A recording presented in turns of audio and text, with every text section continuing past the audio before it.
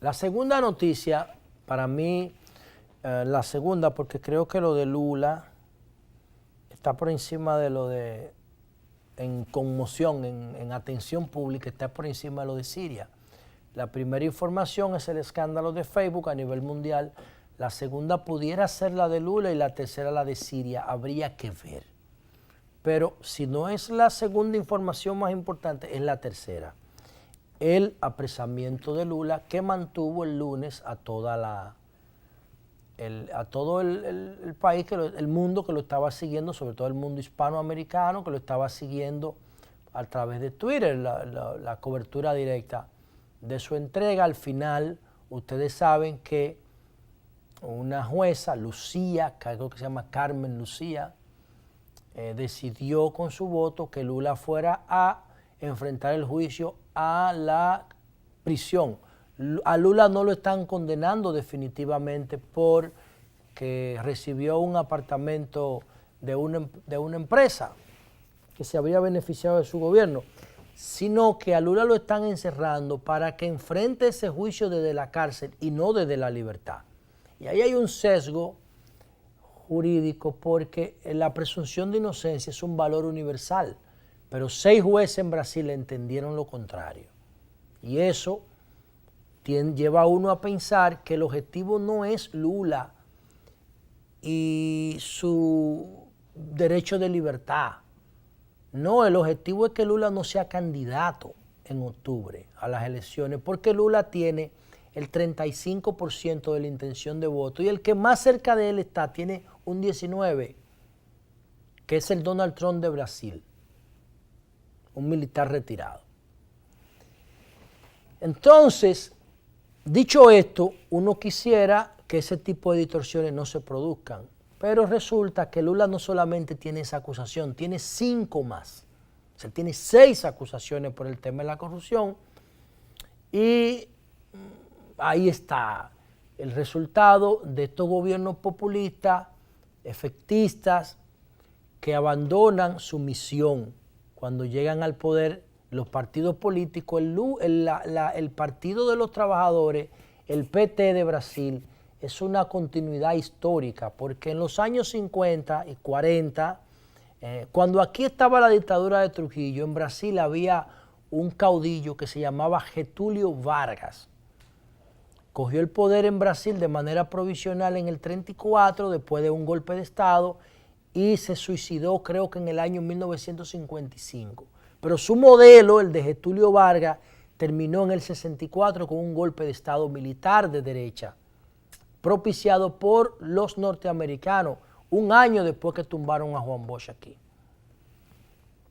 Pero resulta que ese Getúlio Vargas se considera el padre del populismo latinoamericano, porque era un político que reivindicaba los derechos de los trabajadores sobre la base de utilizarlos políticamente. Y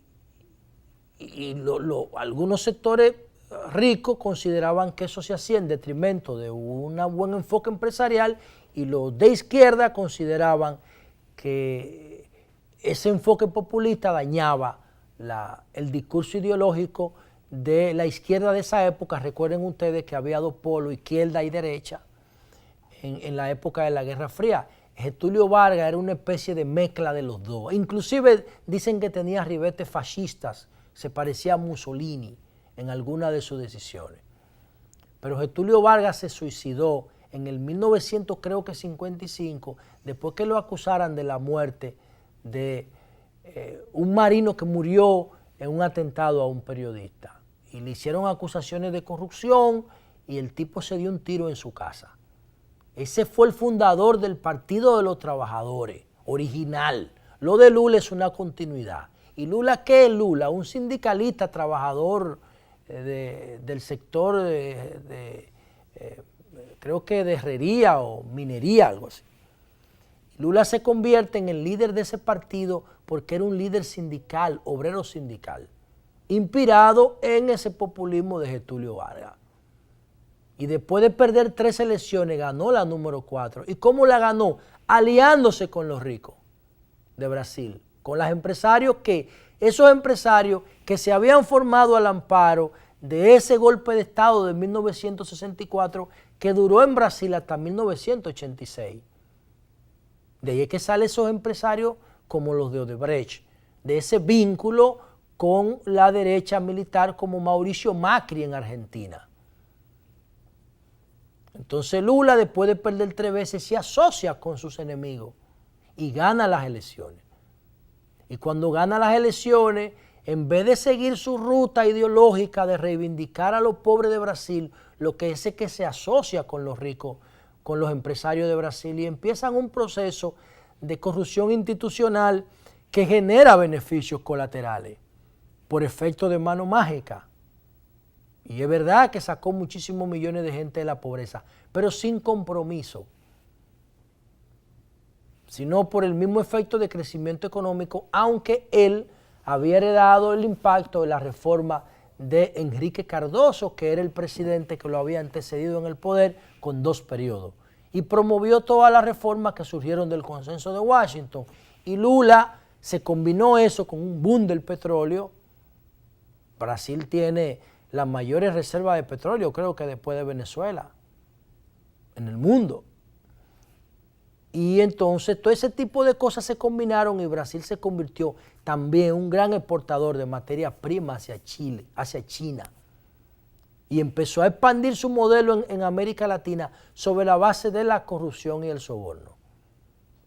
Porque con Lula estaba también Chávez en Venezuela, estaba Evo Morales en Bolivia, estaba Correa en Ecuador, estaba el PLD aquí, estaban los Kirchner en Argentina, y Odebrecht no tenía que ver con ideología. Odebrecht vino a promover el modelo brasileño chatarra y contaminó a toda América Latina. En vez de agarrar ese proceso y dirigirlo ideológicamente para que América Latina procurara su desarrollo institucional y económico y político y social, lo que hicieron fue que vinieron a comprar funcionarios aquí. Y traían los contratos amarrados, a comprar legisladores y a comprar funcionarios. Mi partido, hay ahora mismo 14 proyectos políticos en República Dominicana que están malogrados por el escándalo de Odebrecht, incluyendo muchos de mi partido, muchos que a mí particularmente me duelen, porque son gente joven que tenía mucho futuro.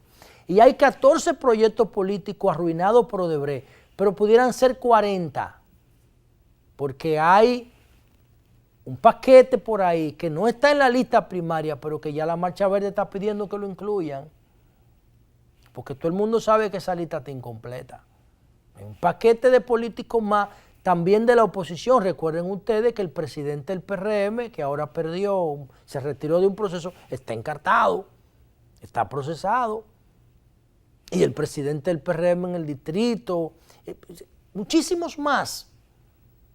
O sea, que en vez de Brasil dirigir el proceso políticamente, lo dirigió desde el punto de vista de la corrupción y nos ensució a todos. Y yo quería decir esto porque muchos PLDistas me preguntan, ¿cuál debe ser la actitud del PLD y de los dominicanos frente al caso de Lula? En términos personales, yo no quiero que nadie esté preso, pero en términos políticos, el PLD se contaminó con el proceso de Brasil. ¿Y por qué yo digo esto?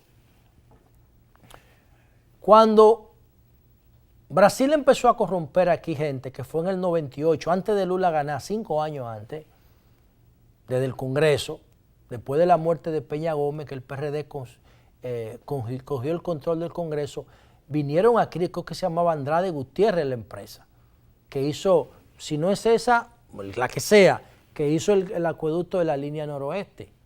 El PLD no estaba gobernando todavía, pero tenía control del Congreso, el PRD. El que estaba gobernando era el PLD, pero había un equilibrio de fuerza. Y ahí se metió, se maniobró para que se metiera a Odebrecht en ese contrato. No sé si fue después que el PLD ganó, no sé.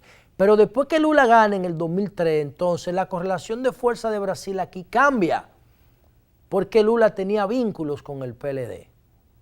Desde la oposición tenía vínculos. A nosotros nos mandaban publicidad del PT, cuando nosotros estábamos en la oposición, en el PLD. Yo recuerdo tener t-shirt de Lula puesto y pin y vaina de esa. Y afiche nos mandaban de allá. Entonces, ¿qué pasa? Que cuando Odebrecht empezó a sobornar funcionarios, el PLD, la persona de Leonel y Danilo, debieron llamar a Lula y a Dilma después que fue presidente, decirle, mira, aquí no me venga a corromper funcionarios, porque eso no está bien. Si usted quiere hacer una concesión al país, vamos a rebajárselo a los contratos. Esos contratos venían amarrados de allá, de Brasil. Y eso nos dañó nuestra institucionalidad. Independientemente de que Lula esté preso para que no vuelva a ser presidente, está preso con razón, con motivo, porque no es solo un expediente de corrupción, son 6. Pero además, y el escándalo de Cuba, que no se sabe porque ahí hay un régimen cerrado, y el escándalo en Colombia, donde el presidente Santos admitió que recibió dinero para la campaña, y el escándalo de Perú, donde Kuczynski acaba de renunciar y donde hay 2 presidentes más, Ollanta Humala está preso y la mujer está presa, y el otro, el que le decían el Cholo, está huyendo, 3 presidentes por el caso de Odebrecht, sucio, en Perú. Y el caso del presidente, del vicepresidente ecuatoriano Jorge Glass y del mismo presidente Correa que lo están acusando ahora. Entonces esos casos son ficticios. No, era el modelo de Lula. Y eso, que aquí no se ha hablado mucho de los supertucanos, es mejor que dejen esa vaina así ya. Porque eso también, sobre la base de la corrupción, recuerden que Embraer distribuyó 3 millones y pico de dólares aquí para que le compraran esos aviones. Ese es el modelo brasileño chatarra. Y nosotros los PLDistas no podemos estar de acuerdo con eso, porque eso viola nuestros estatutos. Eso viola nuestros estatutos. Por eso yo no entiendo un reportaje que vi ahí en Vanguardia del Pueblo de que solidarizándose con Lula. Yo no entiendo esa vaina como PLDista.